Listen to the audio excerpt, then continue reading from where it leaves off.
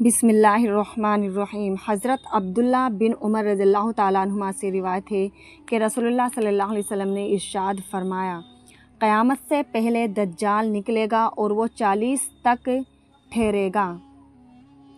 इस हदीस को रिवायत करने वाले सहाबी हज़रत अब्दुल्ला बिन उमर रज़ियल्लाहु ताला अन्हुमा फरमाते हैं कि मैं नहीं जानता कि रसूलुल्लाह सल्लल्लाहु अलैहि वसल्लम का मतलब 40 से 40 दिन थे या 40 महीने या 40 साल। आगे हदीस बयान करते हैं कि फिर अल्लाह ताला हज़रत ईसा बिन मरियम अलैहिस्सलाम को दुनिया में भेजेंगे। गोया कि वो उर्वा बिन मसूद हैं, यानी उनकी शक्ल सूरत हज़रत उर्वा बिन मसूद रज़ियल्लाहु ताला अन्हु से मिलती जुलती होगी। वो दज्जाल को तलाश करेंगे, उसका ताक़ुब करेंगे और उसको पकड़कर उसका ख़ात्मा कर देंगे।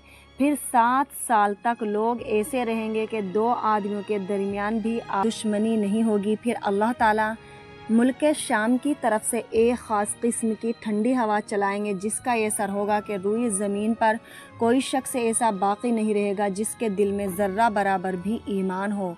बहरहाल इस हवा से तमाम अहले ईमान ख़त्म हो जाएंगे, यहाँ तक कि अगर तुम में से कोई शख्स किसी पहाड़ के अंदर भी चला जाएगा तो ये हवा वहीं पहुंचकर उसका ख़ात्मा कर देगी।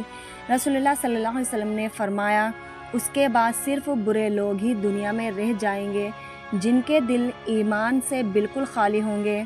उनमें परिंदों वाली तेज़ी और फुर्ती होगी, यानी जिस तरह परिंदे उड़ते हैं, उड़ने में फुर्तीले होते हैं, इसी तरह ये लोग अपनी गलत ख्वाहिशात के पूरा करने में फुर्ती दिखाएंगे और दूसरों पर जुल्म व ज़्यादती करने में दरिंदों वाली आदत होगी।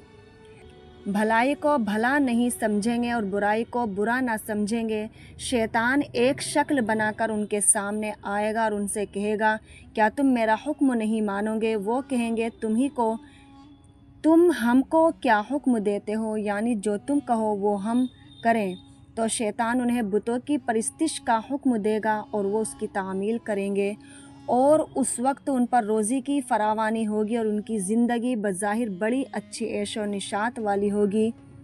फिर सूर फूंका जाएगा। जो कोई इस सूर की आवाज़ को सुनेगा उस आवाज़ की दहशत और खौफ से बेहोश हो जाएगा और उसकी वजह से उसका सर जिस्म पर सीधा कायम ना रह सकेगा, बल्कि उसकी गर्दन इधर उधर ढलक जाएगी।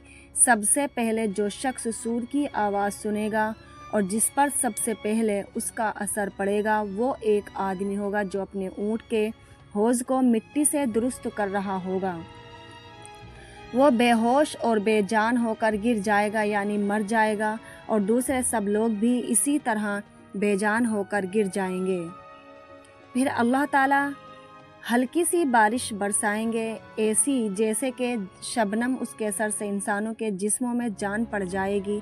फिर दूसरी मर्तबा सूर फूंका जाएगा तो एकदम सब के सब खड़े हो जाएंगे और चारों तरफ देखने लगेंगे। फिर कहा जाएगा कि लोगों, अपने रब की तरफ चलो, और फरिश्तों को हुक्म होगा कि उन्हें हिसाब के मैदान में खड़ा करो, क्योंकि उनसे पूछ गछ होगी और उनके आमाल का हिसाब किताब होगा। फिर हुक्म होगा कि उनमें से दोज़खियों के गिरोह को निकालो। अर्ज़ किया जाएगा कि कितने में से कितने?